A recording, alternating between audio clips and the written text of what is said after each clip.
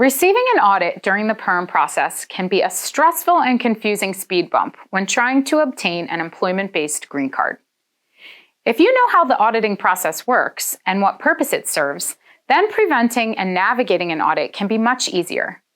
To be well informed, it's important to be aware of what may trigger an audit and what to do if you receive an audit notice. There are generally two types of audits. Approximately 30% of PERM applications are selected for a random audit by the Department of Labor. Unfortunately, there's no way to avoid these. They're merely in place to broadly monitor the process.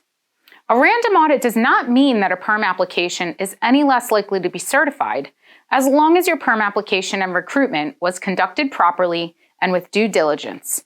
You should still expect approval. The second type of audit is targeted. Unlike a random audit, a targeted audit is initiated because the Department of Labor has seen something that they find suspicious, and they want to increase scrutiny on the application. If you receive a targeted audit, you must provide the DOL with all necessary information, even if you intend to withdraw the PERM application. Withdrawing the PERM will not excuse a company from complying with the audit. There are a number of factors that can lead to a targeted audit. These include PERM positions where there were recent layoffs of similar roles within the company, or positions that require a degree but no experience, or for unskilled positions where job requirements are less than a bachelor's degree.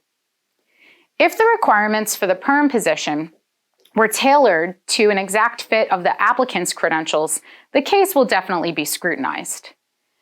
Targeted audits can also occur where the applicant has a close familial tie or ownership interest in the sponsoring company, or where the position has a foreign language requirement, but it's unclear how the foreign language is applicable to that specific job, and where the sponsoring company has less than 10 full-time employees, chances for an audit go up.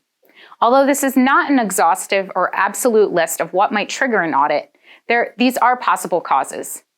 If you do receive an audit notice, employers must generally provide the DOL with copies of all recruitment documents, the resumes of any applicants, and the notice of filing.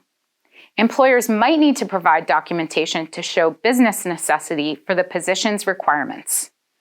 Ultimately, the audit requires an employer to show evidence of genuine attempts to recruit an American worker and an explanation of why any applicants who applied were not qualified for the position. If your company received an audit on a PERM case and you're wondering what to do next, call Berardi Immigration Law today and we'll help you strategize your response. Thank you for watching our video. We hope you found it helpful. We'd love if you would like our video and if you would subscribe to our YouTube channel. And don't forget, hit that notification button so you never miss another video from Berardi Immigration Law. Thanks for watching, and we'll see you soon.